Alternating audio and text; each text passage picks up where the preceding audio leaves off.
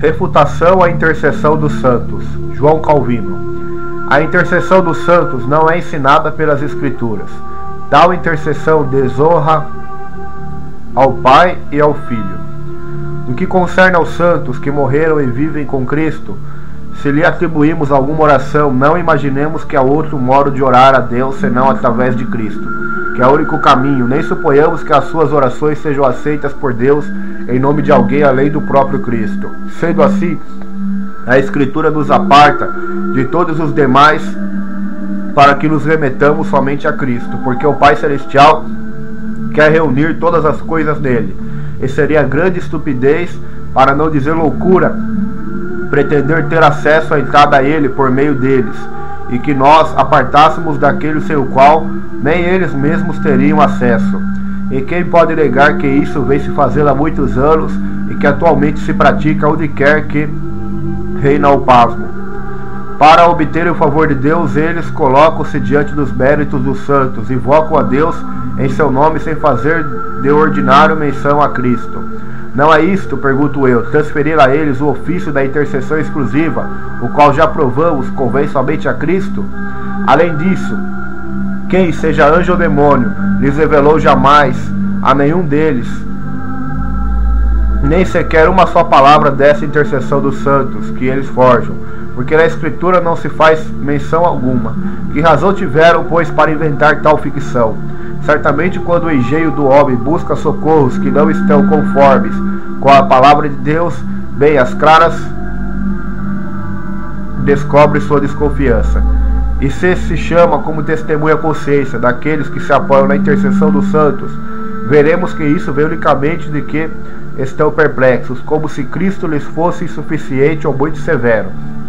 Com semelhante perplexidade, desonram a Cristo e o despojam do título de único mediador. Honram que, por havê-lo dado com singular prerrogativa, não se lhe deve atribuir a ninguém mais que a ele.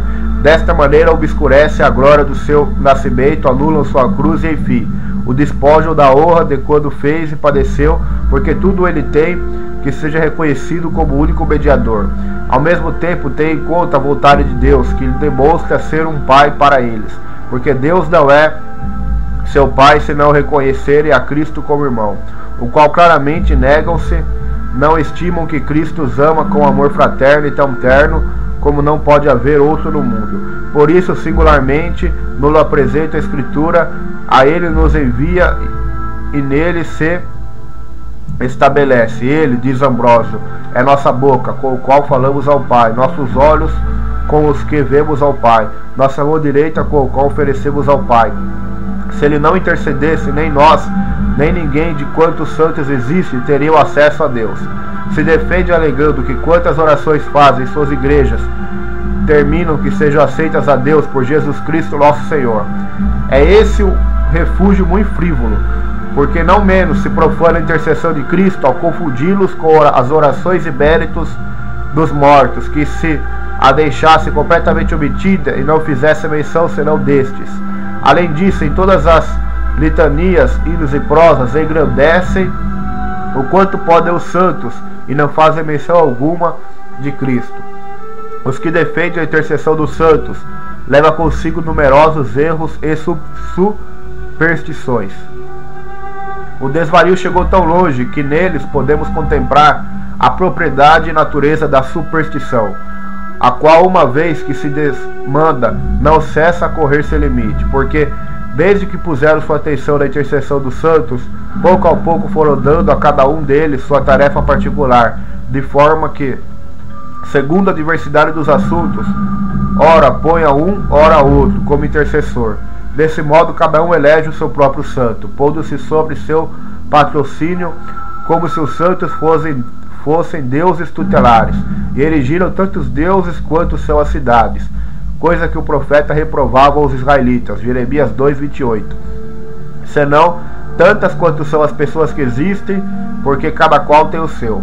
Sendo assim, se é verdade que os santos têm a verdade de Deus como norma e reguladora de todos os seus desejos, e que nela tem posto seus olhos, qualquer que concede outra oração que a desejar que venha o reino de Deus, os estima de uma maneira muito inconveniente, carnal e inclusive insultante. porque aqui se vê quão grande desatino é o que eles lhes atribuem, ao crer que os santos, em seu afeto particular, sejam mais propícios a quem mais os honra. Finalmente, muitos não se contentam em cometer este horrendo sacrilégio de invocá-los como intercessores e também como auxílio para presidir sua salvação. Eis aí até onde chega a miséria dos homens, uma vez que passam o limite da palavra de Deus. Omito aqui outros enormes monstros da impiedade pelos quais os papistas são detestáveis a Deus, aos anjos e aos homens, pois eles não se envergonham nem se inquietam, caem de joelhos diante da imagem ou da estátua de Santa Bárbara ou de Santa Catarina e outros semelhantes a esses e murmuram entre dentes um pater noster. É tão longe estão seus pastores de remediar e curar este desatino que eles mesmos mantêm nela, pelo lucro que daí obtêm, mas ainda procuram lavar as mãos de tão grande sacrilégio, dizendo que isso não se faz nem na missa nem nas horas canoniciais. Que pretexto lhes servirá para encobrir o que eles rezam, ou quando rogam a São Eloi ou a São Medardo, que olhem desde o céu e ajudem seus servos, e que Virgem Maria mande a seu filho que o faça o que eles pedem. Proibiu-se antigamente no concílio cartaginense que nenhuma oração que se faz no altar se dirigisse aos santos. É verdade que os bons bispos daquele tempo, não podendo reprimir por completo o ímpeto do mau costume, procuraram ao menos por esta limitação que as orações públicas não fossem maculadas com essa desatirada forma de orar. Santa Maria, o Santo Pecto, ora por nós.